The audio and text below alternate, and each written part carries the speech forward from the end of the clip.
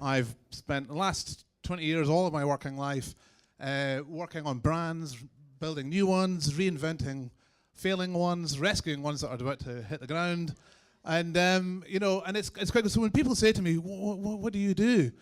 I always say that, I just say, kind of glibly that I'm a designer. And to which they always say, what do you design?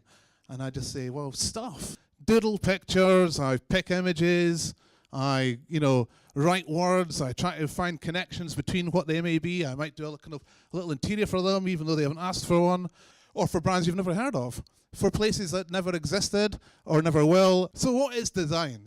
What is design? I was thinking it's quite interesting. Design, somebody said, just provide solutions. That sounds really shit. I don't want to just be a solution provider. And so I'm quite interested in the idea of to create. So to create is to cause to come into being something that wouldn't naturally occur. Do something constructive. I mean, that's pretty positive. I quite like that. So my job is to try and turn brands have some kind of brand or business strategy. And my point is that where it kind of leap off from that into a design language, an idea that kind of links those two things together. So what the business say they want to do in the future, or what their plan is, and what they end up doing, the bit in between, is what I'm working on. Just to put it into context before I show some real jobs, it used to be that with brands, so long as you had a product that worked, your chair was comfy, your shoes tasted nice, your Coca-Cola was fizzy, it would be fine. That's all you needed to do. And then we had in the 80s, it began this kind of the age of image. Buy this, you'll be cool. Smoke these, you'll die. Use a Mac, and that's the image was dominating.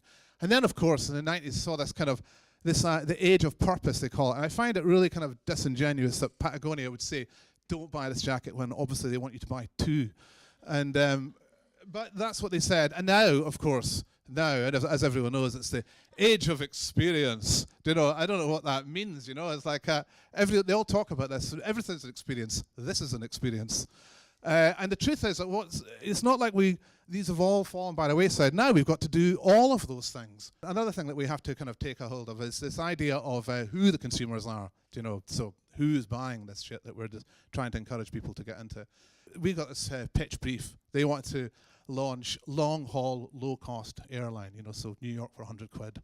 And well, that's great. So and the consumers are going to be millennials. You may not be able to buy a BMW, but you can go on holiday, and it's you can. You deserve a decent ticket on a nice plane. And of course, we're curious about the world, millennials that is, and so good value long haul is vital. It's not optional. It's a necessity. We got quite into this idea that it's a necessity. We thought, they deserve something. They deserve, can't buy a house, can't buy a BMW.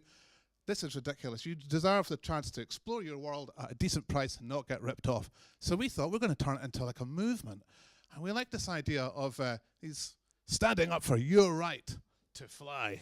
Anyway, another thing is that understanding the sector, obviously.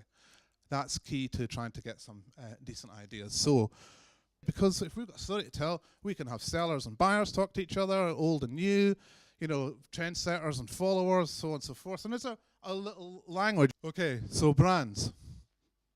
It's not a product or a service, but it's perceptions we have around a product or a service. In other words, a brand is your reputation, and protect it because it can get destroyed by people like me.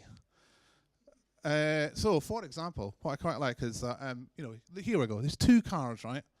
I don't know much about cars, but, all the information you need is there. How expensive are they? How fast do they go? What color are they? What's the coil springs, whatever they are. Which one would you choose? I've got no idea. But if they weren't like that, I think I might have the one on the right. So, reputations can be harnessed, obviously, and sometimes they're better than others, obviously. And we did a charity, was what we called it. It was a dementia charity. But it was run by Jackie Stewart, who was a racing driver.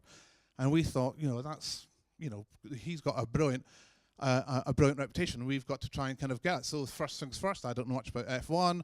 Have a little think about it. What does it mean? It's about exhilarating. It's got innovation at its heart. It's about agility and precision. But it's about winning, isn't it? Taking part doesn't count. It's about winning. And we thought, okay, so the creative idea has to exist somewhere between Jackie and Formula One and dementia. we decided, as I was saying, to call it Race Against Dementia.